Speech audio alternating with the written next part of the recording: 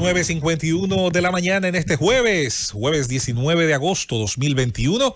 Y es el momento de escuchar el comentario de nuestra compañera Julieta Tejada. Gracias, José Luis Mendoza. Los buenos días para mis compañeros aquí en cabina, para don Álvaro Albelo, hijo, nuestro abrazo, como cada mañana, lleno de afecto y de los mejores deseos para ustedes. Salud, don Álvaro. Los buenos días para el país. Miren, señores, el discurso del presidente de la República, que ya se ha hablado bastante aquí hoy en el gobierno de la mañana, pues buscaba, como todos sabemos, comunicar, ¿verdad? Comunicar su primer año de gestión, y así lo hizo, pero más allá de lo que él planteó como sus logros puntuales, para mí hay dos aspectos que son sumamente importantes.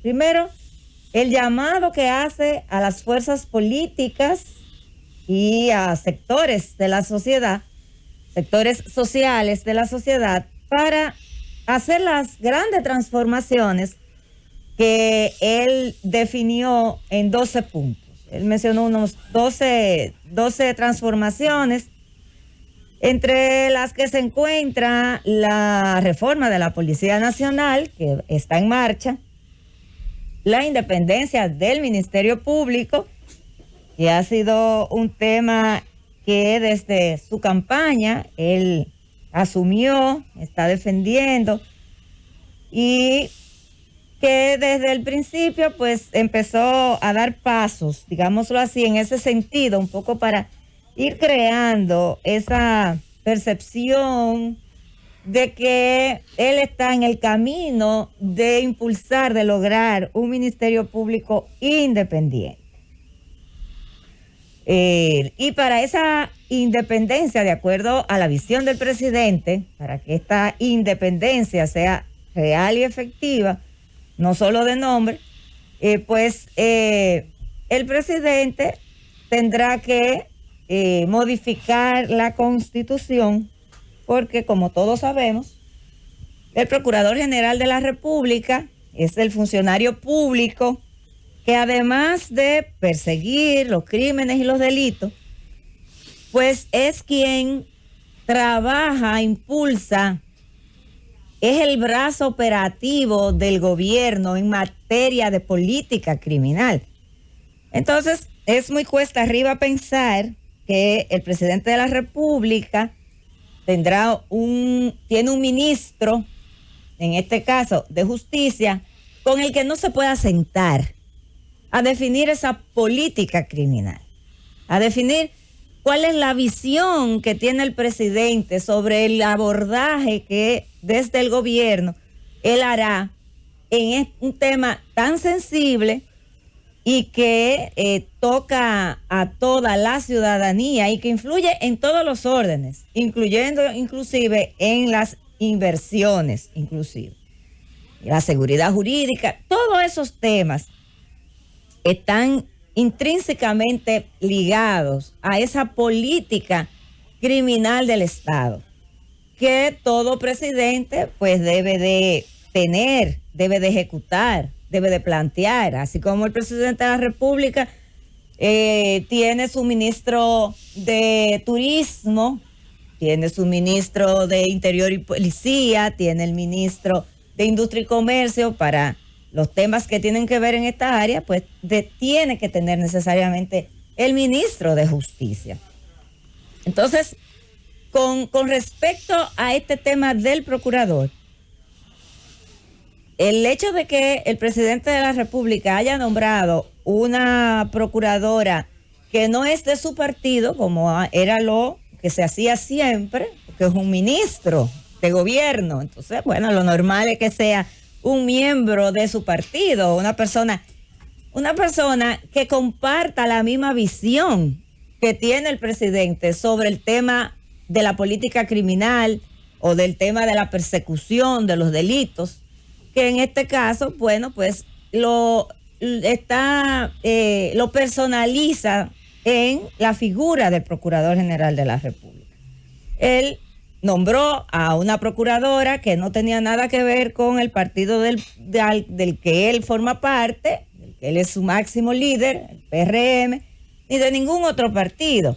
Y esto es más que todo algo simbólico porque todos sabemos que doña Miriam está ahí por un decreto presidencial y estará ahí hasta que otro decreto presidencial derogue ese decreto que la nombró o hasta que ella decida por mutuo propio renunciar del cargo. Ahora bien, el presidente ha dicho que en este mismo año va a introducir esa reforma a la Constitución y ha señalado como su principal objetivo en esa reforma el tema de la selección o de la elección más bien del Procurador General de la República para que éste sea realmente independiente. Entonces, ante esa aseveración del presidente, esa reiteración de lo que él cree, de lo que está convencido con respecto al Procurador General de la República, necesariamente el presidente tendrá que hacer toda una modificación, porque tendrá necesariamente que crear el Ministerio de Justicia, porque algunos me decían fuera del aire, compañeros aquí en cabina, bueno, pero lo que se va a cambiar es la forma de elegir al procurador, pero él puede despachar con el procurador. Entonces yo digo, bueno, pero ¿qué sentido tiene?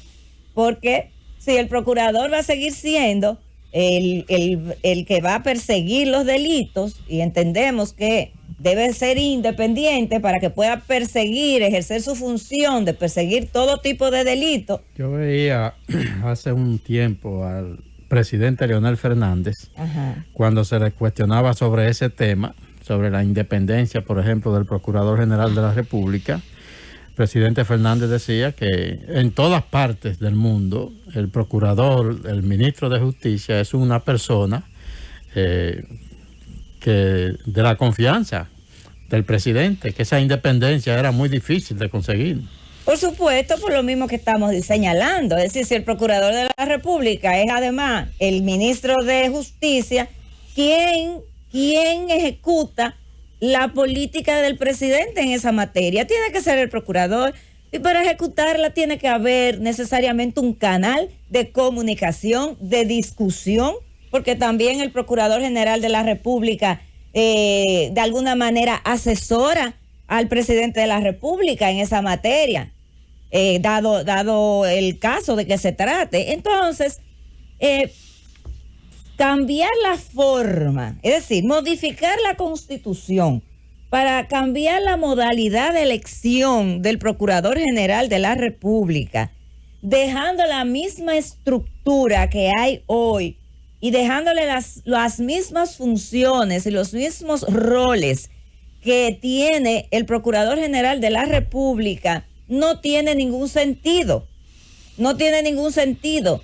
¿Por qué? Porque... Perdona que te interrumpa, doctora Julieta Tejada. Adelante. En ese análisis tan enjundioso, tan amplio, tan conceptual, y de tanto valor jurídico. En mi opinión, humilde y sencilla, de algo que yo no voy a ver, pero ustedes sí, tú sí, ¿verdad? Porque tienes edad para ser mi hija. La reforma a la Constitución, a esa Constitución, es producir. ¿Por qué? Porque los que mandan actualmente y probablemente seguirán el mando del 24 en adelante, no les conviene una reforma constitucional. Y además, finalmente, por mi parte, ¿verdad?, esa Constitución tiene aspectos que son muy conflictivos, que son de muchos intereses políticos, electorales y económicos. Totalmente de acuerdo con usted, don Álvaro. Entonces, si el propósito de modificar la justificación para modificar esa constitución es cambiar la modalidad de elección del procurador, de la República, que no sea mediante un decreto, y se va a dejar toda la estructura, los mismos roles que tiene hoy día el procurador. Eso no tiene ningún sentido. Eso no tiene ningún sentido. Ahí entonces hay otro motivo que no se ha dado a conocer y que para modificar esa constitución. Porque si el propósito es real y efectivamente, digamos que lograr un ministerio público independiente desde el punto de vista constitucional, entonces habría que cambiar toda la estructura. Habría que crear un Ministerio de Justicia, porque el presidente de la República, vuelvo y lo repito y lo he reiterado cada vez que toco este tema, tiene que despachar con la persona que traza la política criminal del Estado, llámese ministro de Justicia o llámese Procurador General de la República. Y entonces eso así no tendría ningún sentido. Ahora, si usted crea el Ministerio de Justicia y entonces se elige mediante otra modalidad independiente al Poder Ejecutivo a un fiscal general, que será el jefe de todos los fiscales para trabajar la persecución de los delitos y la investigación de los delitos sin que tenga que tener ninguna interacción con el Poder Ejecutivo en otras materias, como es, por ejemplo, el sistema penitenciario, por poner solo un ejemplo. Entonces, ahí sí habría coherencia en el planteamiento de reformar la Constitución para entonces no solamente cambiar la modalidad de elección del procurador. Excúsame esta metiéndome en lo que no me importa, esta intromisión machista. Hablando de la cárcel, ¿y qué ha pasado con un hombre que estuvo 12 años preso, que no se le juzgó, que no se le acusó, que no se le abrió ningún expediente? Finalmente, una comisión que ubicó ese caso logró sacarlo, ¿verdad? Y se le ha prometido recompensarlo económicamente, como es deber del Estado, y hasta conseguirle una casita para que viva decentemente. Sin embargo, esa persona no aparece. 12 años preso sin acusación y ahora desaparecido sin dejar rastro. Bueno, ahí hay un gran desafío para las autoridades, para la Comisión de los Derechos Humanos y para el Ministerio Público, que tendrán que dar con el paradero de ese señor. Pero ya para concluir mi comentario, reitero que modificar la Constitución para solamente cambiar la modalidad de la elección del procurador, dejando la misma estructura que existe hoy, no tiene ningún sentido. Llévatelo, Cundo.